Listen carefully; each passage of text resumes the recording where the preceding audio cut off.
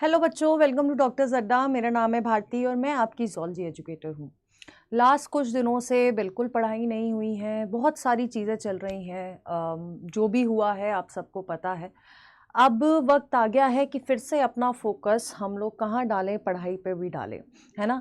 तो यार पढ़ना भी है और लड़ना भी है, दोनों ही चीज़ करनी है और दोनों ही चीज़ मेहनत से करनी है और मजबूती से करनी है ना। मेहनत से पढ़ेंगे और मजबूती से लड़ेंगे, ठीक है। तो यार देखो, अपने हम लोगों ने प्रारंभ स्टार्ट किया था, हमारा ब्रीदिंग कंप्लीट हो गया था, हमारा बॉडी फ्लूइड्स चल रहा था। तो थोड़ा सा रिवीजन के लिए, है ना, क्विक रिवीजन, ताकि हम लोग फिर से अपना प्रारंभ बैच बहुत जल्दी स्टार्ट कर दें। तो आज का ये लेक्चर आपके लिए लेके आई हूँ, जिसमें हम लोग ह्यूमन रेस्पिरेटरी सिस्टम हम लोग रिवाइज करने वाले हैं। तो आप लोग को बस एक क्विक रिवीजन के लिए है ये, और ताकि आपका माइंड सेट फिर से कहाँ आ सके, पढ़ाई पे आ सके। आई नो बहुत सारे बच्चे जो फर्स्ट टाइम नीट 2025 देंगे, उनके दिमाग में बहुत टाइम से चल रहा है कि पढ़ाई कब स्टार्ट होगी, और ऊपर से इतनी सारी चीज़ें हो गई हैं तो बहुत ज़्यादा डिस्ट्रैक्शन भी है। तो उस डिस्ट्रैक्शन को दूर करते हुए अब हम लोग को क्या करना है, अब हम लोग को करनी है पढ़ाई, वो भी बहुत अच्छे से पढ़ाई करनी है, ठीक है। तो यार स्टार्ट कर लेते हैं अपन लोग, ठीक है। अब यार देखो, जब हम लोग ह्यूमन रेस्पिरेटरी सिस्टम की बात करते हैं ना, तो सबसे पहली चीज़ आती है हम लोग टर्म्स बहुत ज़्यादा यूटिलाइज करते हैं। पहला कौन सा टर्म है यार? पहला टर्म है आपका ब्रीदिंग, है ना। पहला टर्म कौन सा है? पहला टर्म है ब्रीदिंग, ठीक है। अब और दूसरा टर्म कौन सा है बच्चों? दूसरा टर्म है रेस्पिरेशन, ठीक है।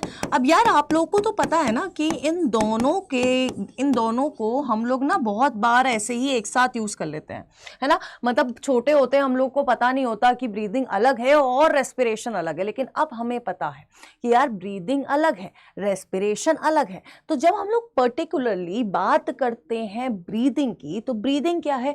ब्रीदिंग जब आप इनहेल कर रहे हो, सांस ले रहे हो, सांस छोड़ रहे हो, इनहेल और एक्सहेल चल रहा है, तो उस पूरे प्रोसेस को हम लोग कहते हैं ब्रीदिंग। अब ये जो इनहेलेशन और एक्सहेलेशन चल रही है, आप लोगों को पता है ना, ये फिजिकल प्रोसेस है, बायोफिजिकल प्रोसेस है। आपको फिजिकली ये चीजें करनी पड़ रही है।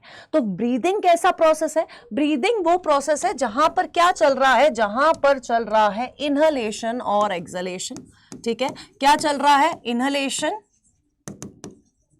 एंड एक्सहेलेशन चल रहा है। और क्या बताया मैंने बताया कि ये क्या है? एक तरह का बायोफिजिकल प्रोसेस है, ठीक है। बायोफिजिकल प्रोसेस है, ठीक है यार। अब नेक्स्ट देखो, जब हम लोग रेस्पिरेशन की बात करते हैं ना, हम रेस्पिरेशन क्या है? बेसिकली देखो, डाइजेशन में अगर हम लोग अपने 10वीं में डाइजेशन पढ़ा था, तो डाइजेशन में क्या बताया गया था? डाइजेशन में बताया गया था कि फूड आता है और हम लोग उसको छोटे छोटे पार्ट्स में डिवाइड कर लेते हैं ताकि वो हमारी बॉडी में एब्जॉर्ब हो जाए, है ना। जैसे कार्बोहाइड्रेट्स आया तो ग्लूकोज बन गया। अब उस ग्लूकोज की हेल्प से हमें क्या करना है? उस ग्लूकोज की हेल्प से हमें करनी है एनर्जी प्रोड्यूस। एनर्जी कहाँ प्रोड्यूस होगी? एनर्जी प्रोड्यूस होगी यहाँ पर। कैसे प्रोड्यूस होगी? यहाँ पर जब रेस्पिरेशन कहाँ होता है? एक सेलुलर प्रोसेस है, सेल्स के अंदर रेस्पिरेशन होता है, और यहां पर इस प्रोसेस के वजह से क्या मिलती है? आपको मिलती है एनर्जी, ठीक है। तो यहां पर क्या हो रहा है? यहां पर हो रही है एनर्जी प्रोडक्शन।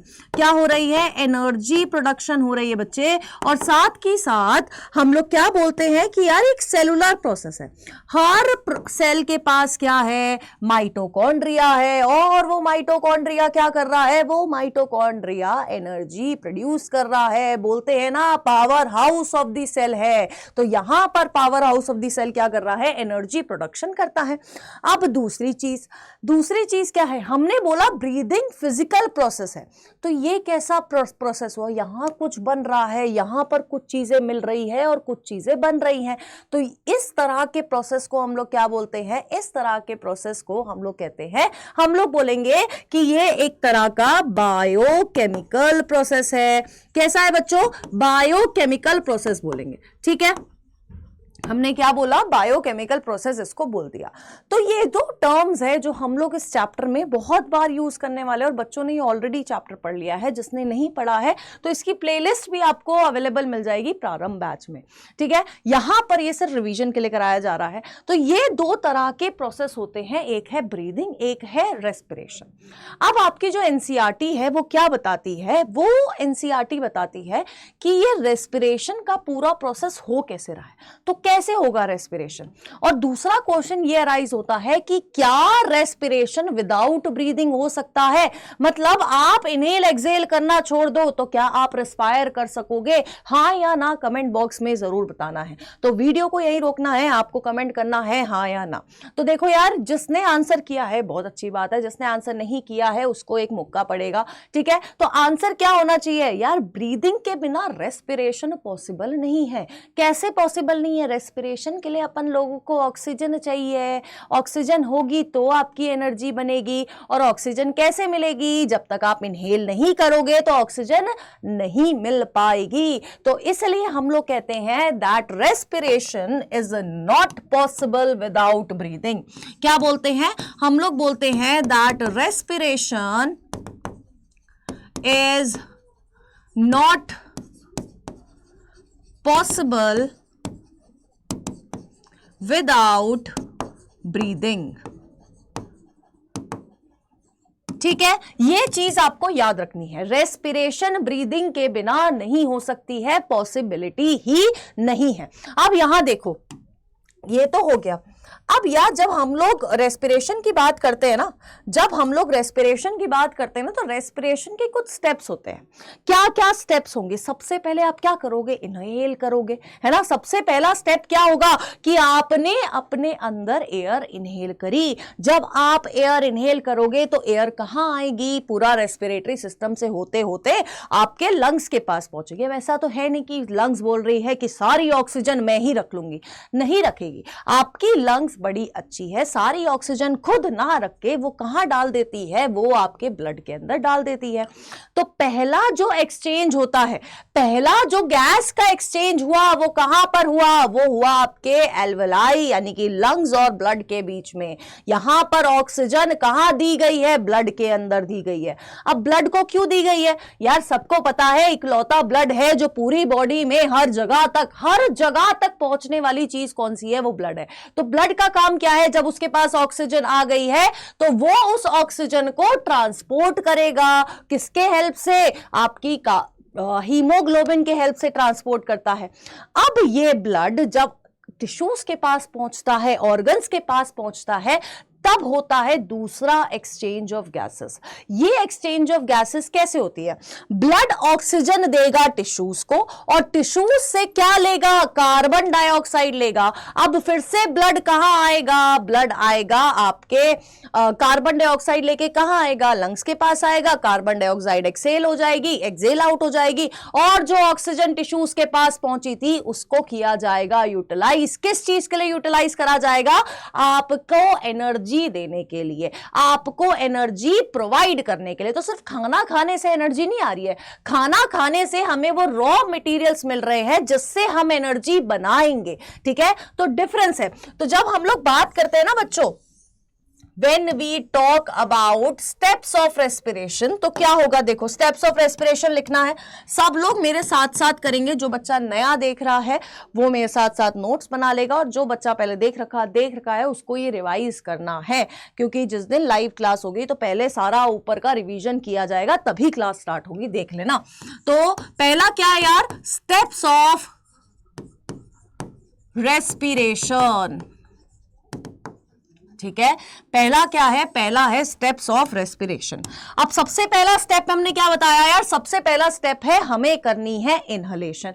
क्या करनी है, इनहेलेशन करनी है, ठीक है। इनहेलेशन करने के बाद अब क्या होगा, अब एक्सचेंज ऑफ गैसेस होगी बिटवीन लंग्स एंड टिश्यूज। क्या होगा, अब होगी exchange of gases, exchange of gases. और अगर स्पेसिफिकली बात करी जाए तो किस किस के बीच में, एल्वेलाई एंड ब्लड के बीच में, टिश्यूज के नहीं ब्लड के बीच में, ठीक है। अब क्या करेगा, अब होगा ट्रांसपोर्ट ऑफ ऑक्सीजन, ब्लड के अंदर ऑक्सीजन आ गई है तो अब क्या होगा, ट्रांसपोर्ट ऑफ ऑक्सीजन, ठीक है। अब ये ब्लड ऑक्सीजन लेके कहां पहुंचा है, टिश्यूज के पास पहुंचा है। टिश्यूज के पास पहुंच के ये क्या करने वाला है बच्चों, ये फिर से क्या करेगा, एक्सचेंज ऑफ गैस करेगा, एक्सचेंज ऑफ गैस करेगा। और किस किस के बीच में ये दूसरी एक्सचेंज होगी, ब्लड और टिश्यूज के बीच में, ठीक है। ब्लड एंड टिश्यूज के बीच में ये एक्सचेंज होगी। फिर क्या होगा, फिर होगा यूटिलाइजेशन ऑफ ऑक्सीजन। ऑक्सीजन को यूटिलाइज किया जाएगा। क्यों यूटिलाइज करेंगे, एनर्जी लेने के लिए। भैया एनर्जी तो चाहिए ना, एनर्जी नहीं मिलेगी तो पढ़ोगे कैसे और लड़ोगे कैसे, दोनों चीज करनी है। इस समय दोनों चीज बहुत इंपॉर्टेंट चल रही है ना, सबकी जिंदगियों में इस समय ये दोनों चीज बहुत इंपॉर्टेंट चल रही है। तो अब हमारा स्टेप क्या होगा, यूटिलाइजेशन ऑफ ऑक्सीजन, की हमें ऑक्सीजन को यूटिलाइज करना है, एनर्जी लेनी है। और फिर हमारी कार्बन डाइऑक्साइड क्या होगी, एक्सेल आउट हो जाएगी। हमने टाटा बाय बाय कर दिया है आपकी कार्बन डाइऑक्साइड को, ठीक है। तो ये एक इंट्रोडक्टरी पार्ट है जब हम लोग बात करते हैं breathing and exchange of gases वाले चैप्टर की। ब्रीदिंग क्या है, रेस्पिरेशन क्या है, क्या डिफरेंसेस है, क्या रेस्पिरेशन ब्रीदिंग के बिना हो सकता है, और स्टेप्स ऑफ रेस्पिरेशन क्या है, ये सारी चीजें इंपॉर्टेंस रखती है। अब एनसीईआरटी कहां शिफ्ट होती है, अब एनसीईआरटी शिफ्ट होती है कि यार सिर्फ ह्यूमंस ही थोड़ी है जो रिस्पायर कर रहे हैं, है ना, हर लिविंग ऑर्गेनिज्म रिस्पायर कर रहा है। तो क्या ऑर्गन्स हैं, किस चीज से रिस्पायर हो रहा है, और कौन सा ऑर्गेनिज्म कौन से ऑर्गन की मदद से या कौन से टिश्यू की मदद से, कौन से सिस्टम की मदद से किस तरह से रिस्पायर कर रहा है, ये अब हमें पढ़ना है। तो आपकी एनसीईआरटी कहती है कि आपके जो पॉरीफेरेंस है, पॉरीफेरेंस में आपके जो स्पॉन्जेस है, आपके जो सीलेंट्रेट्स हैं और आपके जो फ्लैट वॉर्म्स है, वो सिंपल डिफ्यूजन की मदद से रिस्पायर करते हैं। यानी कि कोई पर्टिकुलर ऑर्गन नहीं है, उनकी जनरल बॉडी सरफेस से वो क्या कर रहे हैं, रिस्पायर कर रहे हैं, ठीक है। तो कौन कौन बोला मैंने बोला भाई कि हमारे स्पॉन्जेस है, हमारे सीलेंट्रेट्स है,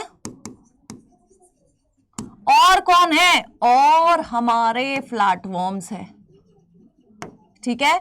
क्या कोई किसी को एनिमल किंगडम पूरा उसके सारे फाइलम सीक्वेंस में याद है ना, याद नहीं है तो याद करने हैं। कैसे याद करेंगे, Porifera, Coelenterata, Ctenophora, Platyhelminthes, Aschelminthes, Annelida, Arthropoda, Mollusca, Echinodermata, Hemichordata और कॉर्डेटा, 11 फाइलम है, सबको याद करने हैं। तो आपके स्पॉन्जेस, आपके सीलेंट्रेट्स, आपके फ्लैट वॉर्म्स किस तरह से रिस्पायर करते हैं, ये रिस्पायर करते हैं through simple diffusion. Simple diffusion की मदद से इनकी रेस्पिरेशन चलती है, ठीक है। और जनरल बॉडी सरफेस के मदद से ये क्या कर रहे हैं, रेस्पिरेशन कर रहे हैं। यानी कि कोई स्पेसिफिक ऑर्गन इनके पास नहीं है, कोई स्पेसिफिक टिश्यू इनके पास नहीं है जिससे ये रेस्पायर कर सके। इसके बाद आते हैं आपके अर्थवर्म। अर्थवर्म पता है ना, एनालिडा में आते हैं अर्थवर्म, जिनकी बॉडी ऐसे रिंग रिंग रिंग, ऐसा लगता है बहुत सारी रिंग इकट्ठा होके एक साथ हमने पाइलअप कर दी है तो अर्थवर्म बन गया है। तो ये जो अर्थवर्म्स हैं ये रिस्पायर करते हैं थ्रू देयर क्यूटिकल, क्यूटिकल की हेल्प से ये रिस्पायर करते हैं। इस तरह की रेस्पिरेशन को हम लोग क्यूटेनियस रेस्पिरेशन कहते हैं, ठीक है। नेक्स्ट कौन से हैं यार, हमारे अर्थवर्म, ठीक है, हमारे अर्थवर्म सब हमारे हैं, ठीक है, सब हमारे हैं। तो ये क्या कर रहे हैं, ये रिस्पायर करते हैं थ्रू क्यूटिकल, और इस तरह की रेस्पिरेशन को हम लोग कहते हैं क्यूटेनियस रेस्पिरेशन। क्या कहते हैं, क्यूटेनियस रेस्पिरेशन, ठीक है। ये हो गई बात किसकी, आपके अर्थवर्म की। नेक्स्ट जो है वो है हमारे इंसेक्ट्स। आर्थ्रोपोडा जो आपका फाइलम है ना बच्चों, वो सबसे लार्जेस्ट फाइलम है, और उसमें से भी मैक्सिमम आर्थ्रोपोड्स कौन है, वो है आपके इंसेक्ट्स। आपके कीड़े मकोड़े हो गए, है ना, हनी बीज हो गई, ये सारा क्या है, इंसेक्ट्स में आता है। तो आपके इंसेक्ट्स के पास जब हम लोग कॉकरोच पढ़ेंगे भी, तो कॉकरोच में हम लोग उसका रेस्पिरेटरी सिस्टम भी पढ़ते हैं। तो अगर कॉकरोच का मैं नॉर्मल बताऊं ना आपको, एक बहुत इस तरह से सेगमेंटेड बॉडी है, ठीक है, तो यहां पर कुछ कुछ ऐसे स्पाइरिकल्स प्रेजेंट होते हैं। क्या प्रेजेंट है यहां पर? स्पाइरिकल्स प्रेजेंट है, और इन्हीं स्पाइरिकल्स के हेल्प से ये रिस्पायर भी करते हैं, एक्सेल भी करते हैं। ठीक है, और अंदर पूरा क्या है? ट्रैकियल सिस्टम प्रेजेंट है, ट्रैकिया प्रेजेंट है, ट्रैकियल ट्यूब प्रेजेंट है, जिसके मदद से क्या हो रही है? रेस्पिरेशन हो रही है। तो इंसेक्ट्स की अगर हम लोग पर्टिकुलरली बात करें, है ना, अगर इंसेक्ट्स की हम लोग पर्टिकुलरली बात करें तो क्या कर रहे हैं? इंसेक्ट्स की अगर हम लोग पर्टिकुलरली बात करते हैं बच्चों, तो ये ट्रैकियल ट्यूब की हेल्प से क्या कर रहे हैं? रेस्पायर कर रहे हैं। क्या कर रहे हैं? रेस्पायर कर रहे हैं। ठीक है, और नेक्स्ट आ जाते हैं। नेक्स्ट कौन आ जाता है? इंसेक्ट्स के बाद हमारे फाइलम में एनालिडा हो गया है, आर्थ्रोपोडा हो गया है। अब बात कर लेते हैं कि यार गिल से कौन कौन रिस्पायर करता होगा, है ना। यार एक्वेटिक आर्थ्रोपोड्स हो गए, वो गिल से रिस्पायर करते हैं। मोलस्कन्स हो गए, वो गिल से रिस्पायर करते हैं। फिशेस हो गई, वो भी गिल से रिस्पायर करती हैं। तो हम लोग क्या बोलेंगे? यार देखो कि गिल्स की हेल्प से कौन कौन रिस्पायर कर रहा है। हम लोग बात कर रहे हैं यहां पर एक्वेटिक आर्थ्रोपोड्स की, एक्वेटिक आर्थ्रोपोड्स की। ठीक है, इसके अलावा हम लोग बात करते हैं किसकी? मोलस्कन्स की। ये सारे कौन है? जो पानी में रह रहे हैं। मोलस्कन की बात कर ली हमने, फिशेस की बात कर ली, और ये सब के सब किसकी हेल्प से रिस्पायर कर रहे हैं? They respire using their gills. Gills की मदद से इन लोगों की पूरी रेस्पिरेशन चल रही होती है। नेक्स्ट आ जाते हैं आपके रेप्टाइल्स, एम्फीबियंस और मैमल्स। कौन कौन आ जाता है? देखो, रेप्टाइल्स, एम्फीबियंस और मैमल्स, ये तीनों के तीनों रिस्पायर करते हैं यूजिंग लंग्स। इनके पास लंग्स हैं जिनकी मदद से इनकी पूरी रेस्पिरेशन चलती है। अब एक एम्फीबियन ऐसा है जो आपको बहुत बार खासकर बारिश वाले मौसम में दिख जाता होगा। वो कौन सा एम्फीबियन है बच्चों? वो है आपका फ्रॉग। ठीक है, तो ये फ्रॉग जो होता है ना, ये फ्रॉग लंग्स के साथ साथ अपनी मॉइस्ट स्किन की हेल्प से भी रिस्पायर कर लेता है। ठीक है, तो ये क्या करता है? मॉइस्ट स्किन की हेल्प से भी रेस्पिरेशन करता है, रिस्पायर कर सकता है। ठीक है, क्लियर है? क्लियर है। अब जब हम लोग को यहां पर क्या पढ़ना है? हमें ह्यूमन का रेस्पिरेटरी सिस्टम पढ़ना है। तो जब जिस रेस्पिरेटरी सिस्टम की हम लोग बात करने वाले हैं उसमें क्या इंक्लूड हो रहे हैं? उसमें इंक्लूड हो रही है लंग्स। लंग्स की वजह से वी रिस्पायर, है ना, लंग्स की मदद से हम रिस्पायर कर पा रहे हैं। तो यार ये जो लंग्स वाली रेस्पिरेशन होती है ना, इसको क्या बोला जाता है? इसको बोला जाता है पल्मोनरी रेस्पिरेशन। क्या बोला जाता है? पल्मोनरी रेस्पिरेशन बोला जाता है। ठीक है, क्या बोला जाता है? पल्मोनरी रेस्पिरेशन बोला जाता है। तो ये कुछ ऑर्गेनिजम्स है और उनके रेस्पिरेटरी ऑर्गन्स है जिनकी मदद से ये रेस्पायर कर पा रहे हैं। अब आ जाते हैं आज के मेन मुद्दे पे जो हमें रिवाइज करना है, क्योंकि एनाटॉमी याद आ गई तो फंक्शन अपने आप याद आ जाएंगे, फिजियोलॉजी अपने आप याद आ जाएगी। ठीक है, तो अब हम लोग मूव कर जाते हैं किस पे? आपके ह्यूमन रेस्पिरेटरी सिस्टम पे। ठीक है, अब यार देखो, जब हम लोग ह्यूमन रेस्पिरेटरी सिस्टम की बात करते हैं तो वो शुरू हो रहा है यहां से। ये जो दो गड्ढे यहाँ पर प्रेजेंट है, यहां से आपका ह्यूमन रेस्पिरेटरी सिस्टम स्टार्ट होता है। ये दोनों गड्ढों को हम लोग क्या बोलते हैं? हम लोग उनको बोलते हैं एक्सटर्नल नॉस्ट्रल्स। क्या बोलते हैं? एक्सटर्नल नॉस्ट्रल्स बोलते हैं। तो सबसे पहला क्या है हमारे पास? सबसे पहला है हमारे पास एक्सटर्नल नॉस्ट्रल्स। ठीक है, लिखो, साथ की साथ लिखने हैं, है ना। जो नया बच्चा है वो साथ के साथ लिखेगा और जो पुराना बच्चा है वो रिवाइज करता चला जाएगा। ठीक है, तो हम लोग क्या करते हैं? हम लोग सबसे पहला हमारा क्या है? सबसे पहला है हमारा एक्सटर्नल नॉस्ट्रल्स। इन नॉस्ट्रल्स को हम लोग एक और टर्म यूज कर सकते हैं। हम लोग टर्म यूज कर सकते हैं नेयर्स। क्या यूज कर सकते हैं? नॉस्ट्रल्स की जगह हम लोग एक और टर्म यूज कर सकते हैं और वो टर्म क्या है, नेयर्स। अब ये जो एक्सटर्नल नॉस्ट्रल्स है, नेयर्स है, इनका काम क्या होता होगा, सोचो क्या काम होता होगा, क्यों बना रखे हैं ये गड्ढे। हमारी बॉडी में एक भी चीज ऐसी नहीं है जो बेफालतू में प्रेजेंट है। ऐसा नहीं है कि ओहो सुंदर लग रहा था तो बना देता हूं, ऐसा नहीं। हमारी बॉडी में हर एक चीज के पीछे मकसद है, हर एक स्ट्रक्चर के पीछे मकसद है, उसका कोई ना कोई ऐसा फंक्शन है, तभी वो वहां पर प्रेजेंट है, चाहे वो कुछ भी हो। तो इनका क्या फंक्शन है, ये ओपनिंग है जहां से आप इनहेल करोगे। ये गड्ढे नहीं होंगे तो हवा कैसे जाएगी, नहीं जाएगी ना। तो ये क्या कर रहे हैं, ये आपकी ओपनिंग्स हैं जो जिनकी मदद से आप क्या कर रहे हो, आप इनहेल कर पा रहे हो। ठीक है, ये क्या है, ये ओपनिंग्स हैं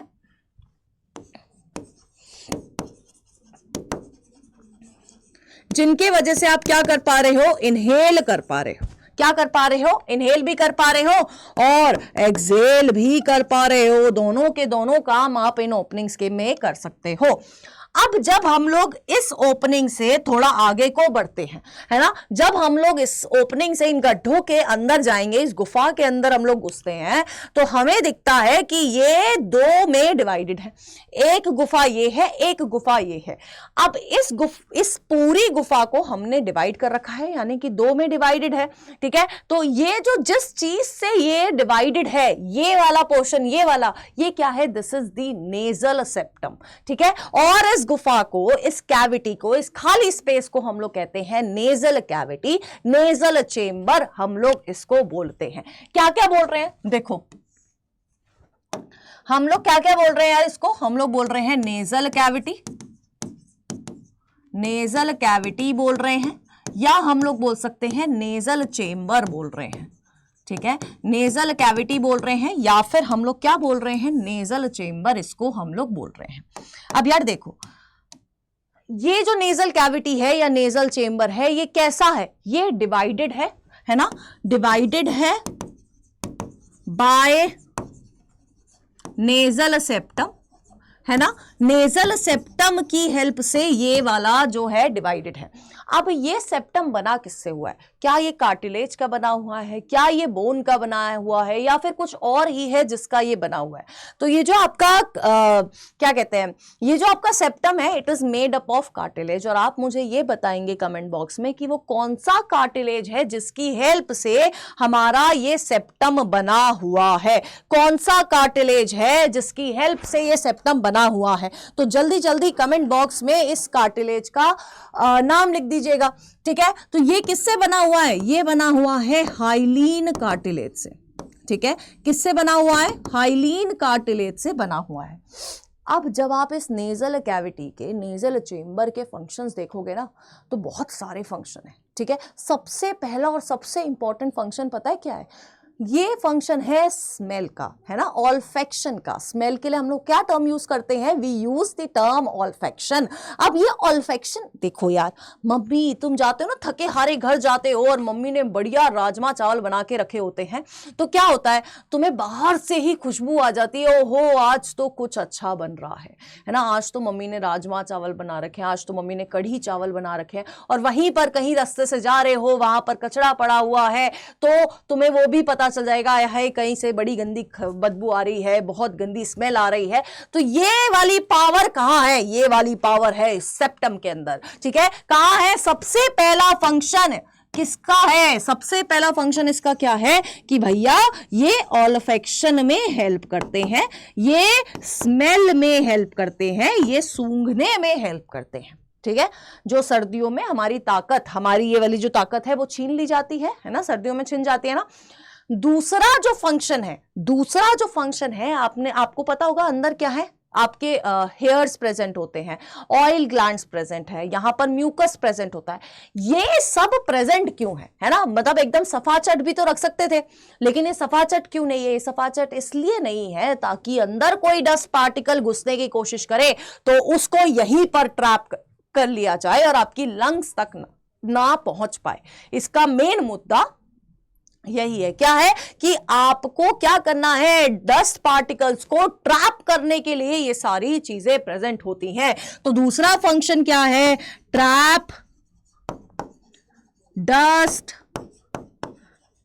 पार्टिकल्स। ठीक है, क्या करना है, डस्ट पार्टिकल्स को ट्रैप करने का फंक्शन होता है। तीसरे फंक्शन की अगर हम लोग बात करें तो यार ये ना हमारी जो एयर हम लोग इनहेल कर रहे हैं उस एयर के अंदर मॉइस्चर डालने का काम कौन कर रहा है, ये नेजल चेंबर कर रहा है।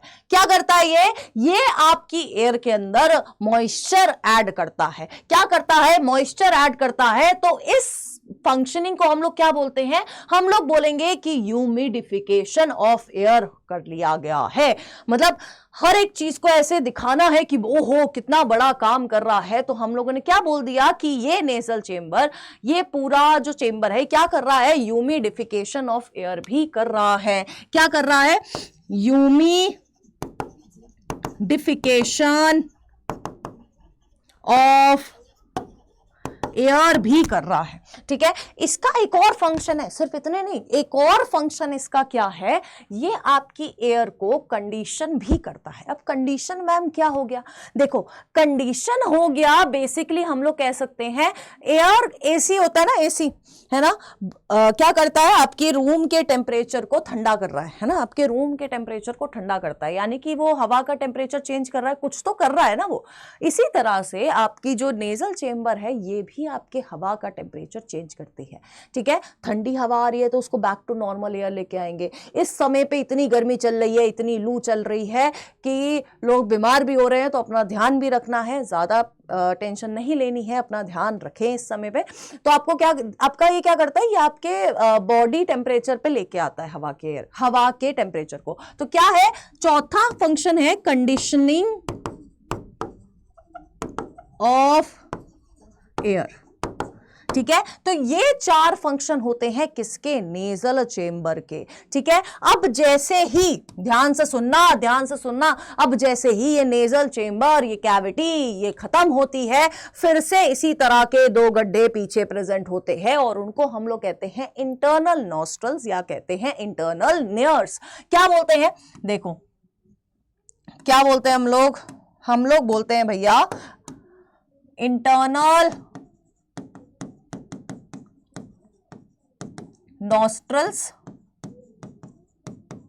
या फिर नेयर्स। ठीक है, तो ये हमारा नेक्स्ट पार्ट होता है, सबसे पहले एक्सटर्नल नॉस्ट्रल, फिर नेजल कैविटी और फिर इंटरनल नॉस्ट्रल्स या फिर नेयर्स हम लोग बोलते हैं। अब इस इंटरनल नॉस्ट्रल्स के बाद एक पोर्शन आता है जिसको हम लोग कहते हैं फेरिंग्स। क्या आता है इसके बाद, यार ध्यान से सुनना, इस फेरिंग्स को आपने ऑलरेडी पढ़ा भी होगा। ठीक है, तो अब इसके बाद क्या आता है, इसके बाद एक पोर्शन आता है जिसको हम लोग कहते हैं फेरिंग्स। अब ये फेरिंग्स क्या है, देखो अब ये फेरिंग्स क्या है, देखो ये ना एक कॉमन एरिया है ना। हम लोग किसी हॉस्पिटल वगैरह में जाओगे, आगे तुम लोग डॉक्टर वगैरह बनोगे, और तो तुम्हारे हॉस्पिटल में भी एक कॉमन एरिया होगा जहां पर विजिटर्स होंगे, जहां पर पेशेंट्स होंगे, सब एक जगह पर प्रेजेंट होंगे, है ना। तो ये भी वैसा ही एरिया है जहां पर फूड और एयर दोनों एक साथ प्रेजेंट होती है ना। यहां पर फूड और एयर का क्या चल रहा है, भरत मिलाप चल रहा है, यहां पर दोनों एक साथ प्रेजेंट होंगे। तो ये क्या है, this is a common passage for food and air. इन दोनों के लिए कॉमन पैसेज कौन है, आपका फेरिंग्स है। अब ये देखो, डायग्राम भी बना के दिखाऊंगी, है ना, सब कुछ करके दिखाऊंगी। देखो देखो डायग्राम देखो, ये क्या है, ये आपकी नोस्ट्रल्स है ना, ये वाला क्या है, आपकी नेजल कैविटी है, और ये आपकी क्या है, ये आपकी बकल कैविटी है। ठीक है, ये क्या है, आपकी नेजल कैविटी है, और ये क्या है, आपकी बकल कैविटी है। ठीक है, यहां से ये वाला जो पोर्शन है, ये वाला दिस पोर्शन, ये है आपकी फेरिंग्स। क्या है, ये है आपकी फेरिंग्स। ठीक है, ये क्या है, दिस इज योर फेरिंग्स। ये वो पैसेज है जहां पर आपकी एयर भी आ रही है और जहां पर आपकी खाना भी आ रहा है, दोनों के लिए कॉमन पैसेज है जिसको हम लोग कहते हैं फेरिंग्स। क्लियर है, इतना क्लियर है। अब देखो ध्यान से देखना, ध्यान से सुनना, ये जो नेजल कैविटी के पास वाला फेरिंग्स होता है, इसको हम लोग क्या बोलते हैं, हम लोग इसको बोलते हैं नेजोफेरिंग्स। ठीक है, क्या बोलते हैं इसको, हम लोग बोलते हैं नेसोफेरिंक्स। ठीक है, बक्कल कैविटी के पास वाले फेरिंग्स को हम लोग कहते हैं बक्कोफेरिंज, या फिर हम लोग कहते हैं ओरोफेरिंज, ओरोफेरिंक्स। ठीक है, अब यहां पर प्रेजेंट होती है फेरिंग्स के बाद एक स्ट्रक्चर आता है जिसका नाम होता है लेरिंग्स, आपका साउंड बॉक्स है ना। तो उसके पास वाले फेरिंग्स को हम लोग पता है क्या बोलते हैं, लेरिंजियोफेरिंग्स है ना। ऐसे कोई ज्यादा दिमाग लगाने वाली तो चीज थी नहीं, क्या बोलते हैं हम लोग इसको, बोलते हैं लेरिंजियोफेरिंग्स, लेरिंजियोफेरिंग्स। ठीक है, तो फेरिंग्स भी हम लोग कह सकते हैं नेजोफेरिंग्स, ओरोफेरिंग्स और लेरिंजियोफेरिंग्स में डिवाइडेड होता है। तो ये होता है स्ट्रक्चर कहां तक, फेरिंग्स तक का स्ट्रक्चर।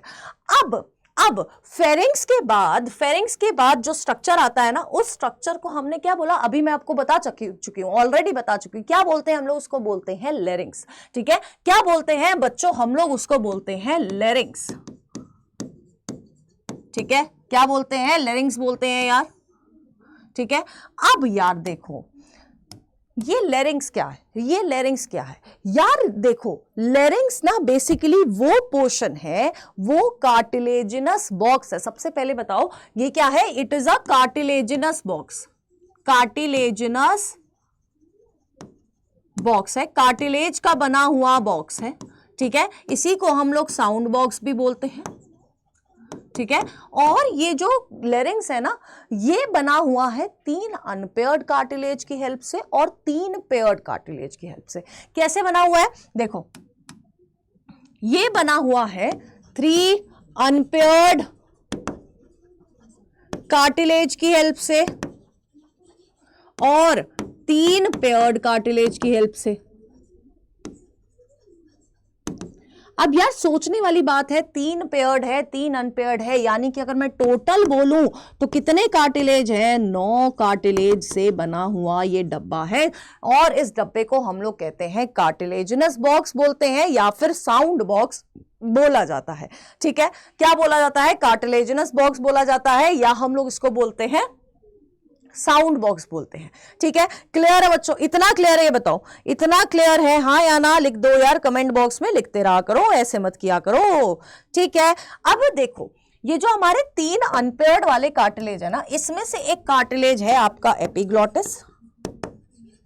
ठीक है, एक कार्टिलेज है आपका थायराइड कार्टिलेज, और ये वही थायराइड कार्टिलेज है जो कि अपना साइज इंक्रीज करता है इन केस ऑफ मेल्स का आपने देखा होगा ना, ये वाला हिस्सा थोड़ा सा उठा हुआ होता है, मेरे में नहीं है, मैं मेल नहीं हूं, है ना, ये वाला हिस्सा थोड़ा सा क्या होता है, उठा हुआ होता है। तो ये किसके वजह से है, ये इस थायराइड कार्टिलेज के वजह से ही है। यही है जिसके वजह से इसको हम लोग क्या बोला जाता है, एडम्स एप्पल जो बनता है ना, क्या बनता है, एडम्स एप्पल मेल्स के अंदर जो बन रहा है वो इस थायराइड कार्टिलेज की हेल्प से ही बन रहा है। और तीसरा जो अनपेयर्ड कार्टिलेज है वो है क्रिकॉइड कार्टिलेज। ये तीनों के तीनों कार्टिलेज कौन से हैं, अनपेयर्ड वाले कार्टिलेजेस हैं। कौन से कार्टिलेज हैं, अनपेयर्ड वाले कार्टिलेज होते हैं। ठीक है, क्लियर है, इतना बताओ, इतना बताइए। अब यहां पर एक और चीज पढ़ने वाली है, वो चीज क्या है, वो चीज है आपका एपिग्लॉटिस। क्या है वो चीज है यार, आपका एपिग्लॉटिस। पढ़ने वाली क्यों है, ये क्या है, it is a cartilaginous flap, अभी बताया कार्टिलेज स्ट्रक्चर है, ये एक तरह का कार्टिलेजिनस फ्लैप है। ये क्यों प्रेजेंट है, ये ढक्कन क्यों प्रेजेंट है, ये ढक्कन इसलिए प्रेजेंट है क्योंकि फेरिंग्स में क्या था, फूड और एयर साथ में थे। अब फेरिंग्स के बाद आपका जो फूड होता है वो जाता है ईसोफेगस में, और आपकी एयर कहां आएगी, आपकी लेरिंग्स से होते हुए एयर आएगी ट्रैकिया में। ताकि ट्रैकिया में फूड एंटर ना कर पाए इसलिए ये कार्टिलेजिनस फ्लैप प्रेजेंट होता है। ये ट्रैकिया में एंटर ना कर पाए इसलिए कार्टिलेजिनस फ्लैप क्या होता है, प्रेजेंट होता है, ताकि फूड आपके ट्रैकिया में एंटर ना कर पाए। क्यों प्रेजेंट है, prevent the entry of food into trachea. ठीक है, इस वजह से ये एपिग्लॉटिस प्रेजेंट होता है। अब इस फेरिंग्स के बाद जो स्ट्रक्चर प्रेजेंट होता है ना, इस लेरिंग्स के बाद जो स्ट्रक्चर प्रेजेंट होता है उस स्ट्रक्चर को हम लोग कहते हैं ट्रैकिया। क्या कहते हैं यार? उस स्ट्रक्चर को हम लोग कहते हैं ट्रैकिया। ठीक है, क्या कहते हैं? ट्रैकिया कहते हैं भैया। अब ये ट्रैकिया की अगर हम लोग बात करें ना, अब इस अगर ट्रैकिया की हम लोग बात करें ना, इस ट्रैकिया के ऊपर प्रेजेंट होती है cartilaginous rings, C shaped cartilaginous rings इस पे प्रेजेंट होती है, और इसको हम लोग प्यार से विंड पाइप भी बोलते हैं। क्या बोल रहे हैं? विंड पाइप भी बोलते हैं। और इसके ऊपर क्या प्रेजेंट है? सी शेप्ड कार्टिलेजिनस रिंग्स भी प्रेजेंट है। कार्टिलेजिनस रिंग्स भी प्रेजेंट है। इसके ऊपर क्या प्रेजेंट है? सी शेप्ड कार्टिलेजिनस रिंग्स भी प्रेजेंट होती हैं। अब टिश्यू कौन सा प्रेजेंट होता है ट्रैकिया में? ट्रैकिया के अंदर प्रेजेंट होता है सूडो स्ट्रैटिफाइड सिलिएटेड एपिथेलियम। कौन सा प्रेजेंट है? Pseudo stratified ciliated epithelium present होता है। सीलिया क्यों प्रेजेंट है? सीलिया प्रेजेंट है ताकि वो भी डस्ट पार्टिकल्स को पकड़ सके। जो डस्ट पार्टिकल यहां पर चकमा देके अंदर आ गए हैं, उन डस्ट पार्टिकल्स को भी पकड़ने का काम कौन करेगा? ये सीलिया करेगा। ये क्या करेगा? Trap dust particles. क्या करेगा? Trap dust particles. ठीक है, और डस्ट पार्टिकल को ट्रैप करके ये ऊपर की तरफ फेंकता है ना। इसकी मूवमेंट इसी वजह से क्या है? अपवर्ड मूवमेंट होती है। अपवर्ड मूवमेंट होती है क्योंकि लंग्स के पास कोई दूसरी ओपनिंग नहीं है कि यहां से आए हो तो यहां से निकल जाना, ऐसा कोई ओपनिंग नहीं है, एक ही ओपनिंग है। तो ये क्या करता है? ऊपर की तरफ उस डस्ट पार्टिकल को, उस फॉरेन पार्टिकल को क्या करता है? फेंकता है। इस वजह से सीलिया की मूवमेंट कैसी होती है? अपवर्ड मूवमेंट होती है। अपवर्ड मूवमेंट प्रेजेंट होती है। साथ ही साथ यहां पर इस ट्रैकिया के अंदर क्या प्रेजेंट होती है? स्मूथ मसल्स भी प्रेजेंट होती है। क्या प्रेजेंट होती है? स्मूथ मसल्स भी प्रेजेंट होती है इस ट्रैकिया के अंदर। स्मूथ मसल्स है यानी कि इनवॉलंटरी इन नेचर है, आपके कंट्रोल में नहीं है। ठीक है, ये आपके कंट्रोल में प्रेजेंट नहीं होती है, आपके कंट्रोल में नहीं है। जिस तरह से अभी आपके कंट्रोल में सिर्फ दो चीजें हैं कि आपको मेहनत से पढ़ना है, हिम्मत से लड़ना है, ठीक है, मजबूती से लड़ना है ना। जो हक है वो लेके रहेंगे। हमारी पूरी टीम आपके साथ है, कोई भी दिक्कत है आप बताओ, ठीक है। लेकिन पढ़ाई भी जरूरी है। बहुत ज्यादा गैप आ गया बीच में, तो वो गैप फिर से नहीं आना चाहिए, इसलिए थोड़ा रिवीजन करते रहना चाहिए। ठीक है, तो ये ट्रैकिया हो गया। अब मैंने बताया था C shaped cartilaginous rings present है। ठीक है, अब यहां पर ये जो सी शेप्ड कार्टिलेजिनस रिंग्स हैं, ये क्यों प्रेजेंट है? क्या मुद्दा है? ये आपके ट्रैकिया को कोलैप्स नहीं होने देती हैं। ये आपके ट्रैकिया को कोलैप्स नहीं होने देती है, क्योंकि अगर ट्रैकिया कोलैप्स हो गया तो कैसे क्या करोगे? फिर तो सारा गेम ओवर हो जाएगा ना। तो ये आपके ट्रैकिया को कोलैप्स नहीं होने देती है। Prevent trachea to collapse. ठीक है, ताकि आपका ट्रैकिया कोलैप्स ना हो, इस वजह से C shaped cartilaginous rings present होती हैं। क्लियर है? बताओ, इतना क्लियर है? ट्रैकिया तक क्लियर है, हाँ या ना? ट्रैकिया तक क्लियर है, हाँ या ना? अब इस ट्रैकिया के बाद क्या प्रेजेंट होता है? इस ट्रैकिया के बाद प्रेजेंट होता है क्या? आपका ब्रोंकाई। ठीक है, क्या प्रेजेंट होता है? ब्रोंकाई प्रेजेंट होता है। ये जो ब्रोंकाई है ना, ये जो ब्रोंकाई है ना, वो फिफ्थ थोरासिक वर्टिब्रे पे आके दो में डिवाइड हो जाता है। क्या करता है? फिफ्थ थोरासिक वर्टिब्रे पे आके डिवाइड हो जाता है इनटू टू। ठीक है, डिवाइड हो जाता है इनटू टू। एक तरफ राइट लंग, एक तरफ लेफ्ट लंग, इस तरह से पूरी चीजें आगे को बढ़ती हैं। ठीक है, इस तरह से पूरी की पूरी चीजें क्या करती हैं? आगे को बढ़ती हैं। ठीक है, अब यार देखो, ये जो है हमारा, ये हमारा क्या है? मान लो दिस इज आर, रुको,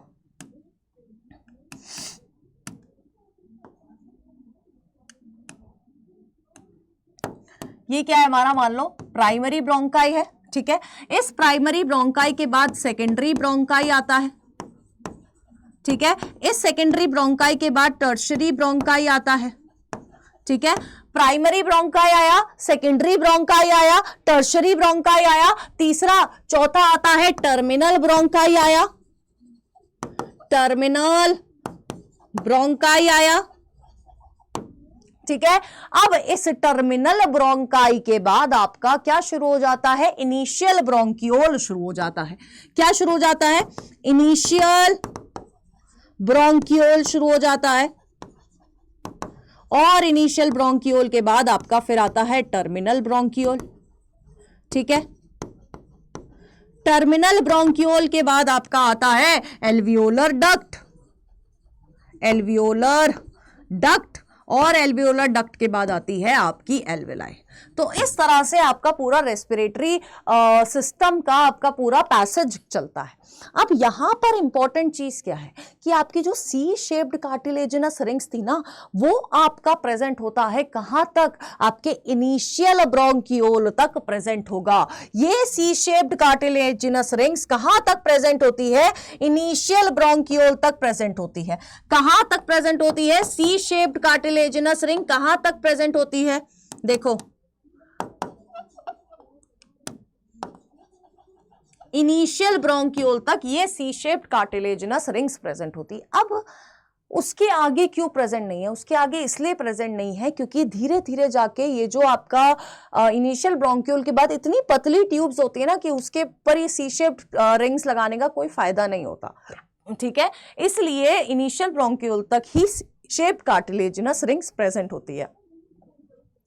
दूसरी इंपॉर्टेंट बात क्या है, दूसरी इंपॉर्टेंट बात यह है कि टर्मिनल ब्रोंकियोल तक, आपके एक्सटर्नल नोस्ट्रल से लेके टर्मिनल ब्रोंकियोल तक के पूरे रीजन को हम लोग कहते हैं कंडक्टिंग जोन। क्या बोलते हैं, पूरे रीजन को हम लोग क्या बोलते हैं, कंडक्टिंग जोन बोलते हैं। यहां तक क्या है, यहां तक पूरा का पूरा कंडक्टिंग जोन है। क्या है, पूरा का पूरा कंडक्टिंग जोन है। कहां तक, टर्मिनल ब्रोंकियोल तक। कंडक्टिंग जोन यानी कि इसका काम सिर्फ क्या है, वो हमने फंक्शंस पढ़े थे ना नेजल चैम्बर के, वो सारे फंक्शन टर्मिनल ब्रोंकियोल तक होते हैं, ठीक है। ऑल्फैक्शन के अलावा वो बाकी के तीनों फंक्शन, चाहे वो ह्यूमिडिफिकेशन ऑफ एयर हो, कंडीशनिंग ऑफ एयर हो, या फिर ट्रैपिंग ऑफ डस्ट पार्टिकल हो, ये सारे के सारे फंक्शन कहां तक होते हैं, आपका टर्मिनल ब्रोंकियोल तक होते हैं। अभी तक टर्मिनल ब्रोंकियोल तक किसी भी तरह की गैसियस एक्सचेंज नहीं होती है। गैसियस एक्सचेंज कहां होती है, गैसियस एक्सचेंज होती है इन दोनों पोर्शन में। यहां पर होती है गैसियस एक्सचेंज, इसलिए इसको हम लोग कहते हैं एक्सचेंज जोन। क्या बोला जाता है, इसलिए इसको बोला जाता है एक्सचेंज जोन, कि यहां पर दो गैसेस क्या होती है, एक्सचेंज होती है, आदान प्रदान होता है, ठीक है। क्लियर है। तीन चीज याद करने की है कि C shaped cartilaginous rings initial bronchiole तक प्रेजेंट है, कंडक्टिंग जोन टर्मिनल ब्रोंकियोल तक होता है, और उसके बाद जो भी पार्ट प्रेजेंट होते हैं उसको हम लोग कहते हैं, वो पार्ट्स कहां प्रेजेंट होते हैं, एक्सचेंज जोन के अंदर प्रेजेंट होते हैं। क्लियर है, क्लियर है, ये बताओ इतना क्लियर है, हाँ या ना, इतना क्लियर है, इतना क्लियर है। अब देखो देखो, अब थोड़ा सा स्ट्रक्चर बना के देख लेते हैं, है ना। देखो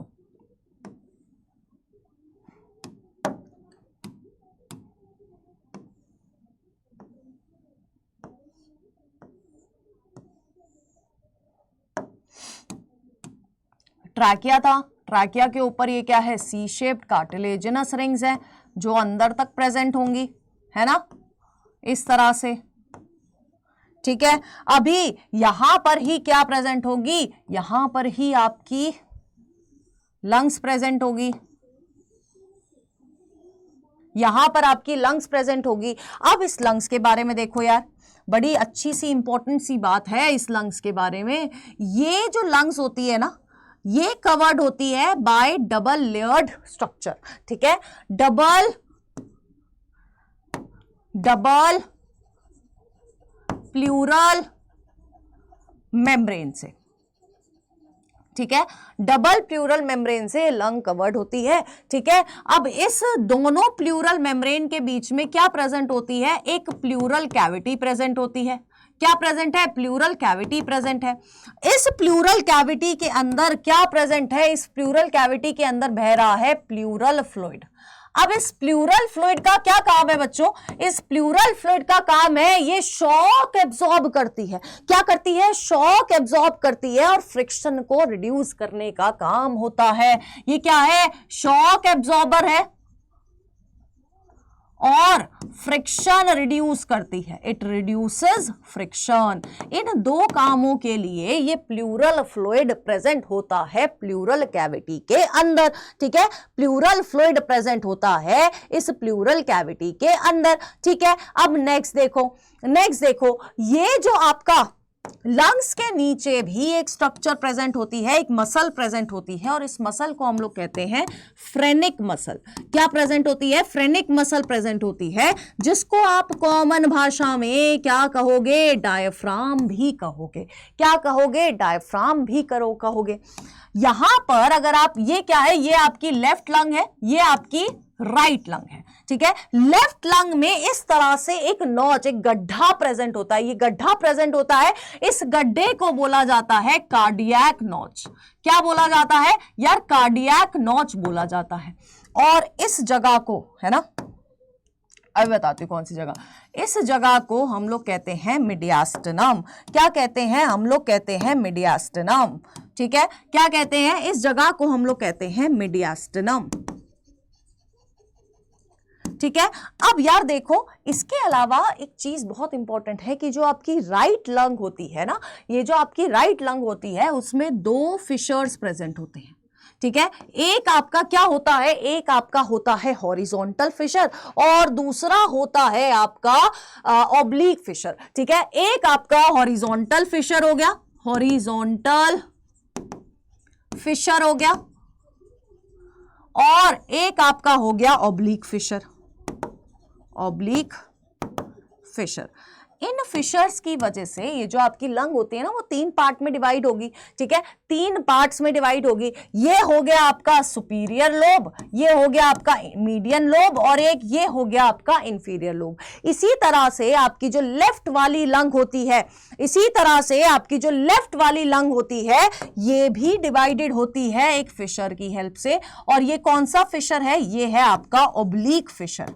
ठीक है, कौन सा फिशर है? ऑब्लिक फिशर है भैया। और साथ के साथ ये होती है आपका सुपीरियर लोब हो गया और ये इंफीरियर लोब हो गया। इस तरह से आपका क्या होता है? ह्यूमन रेस्पिरेटरी सिस्टम प्रेजेंट होता है। क्या होता है? ह्यूमन रेस्पिरेटरी सिस्टम प्रेजेंट होता है।